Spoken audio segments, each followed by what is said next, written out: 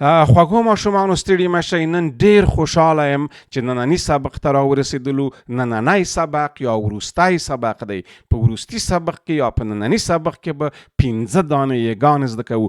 په یاد ولرئ چې په پښتو کې یګانې ډېرې اړینې دي، ډېرې مهمې دي. تیر سبق، راځئ چې تیر سبق یو ځل بیا تکرار کړو چې په تیر سبق کې مو څه شی زده کړل. میم، نون، نون، واو، هې.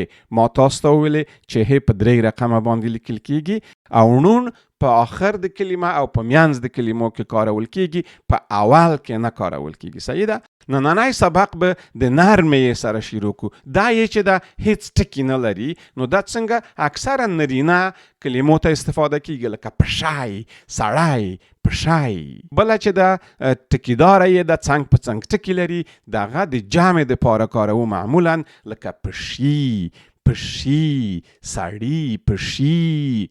بله اوږده یې دغه یا د 2 ټکیو پاسو سر د لاندې و باندې ټکی لري، دغه په پیاله، پیاله، اده، په دا کې استفاده و. دا اوږده یې هم ورته وایي. بله یې چې دا لکۍ لرونکې یې ده، دا یې اکثره د ښځو د نومونو دپاره په کارېږي، ښځینه نومو ته، لکه سپوږمۍ، سپوږمۍ، سپوږمۍ. بله چې دا همزه لرونکې یې ده یا امریه یې ورته ویل کیږي.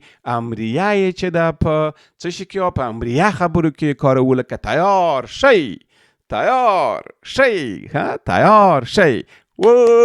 آفرینم شه ځوانانو، ننم د پښتو توري زده کړل. مبارکم شه، مبارک.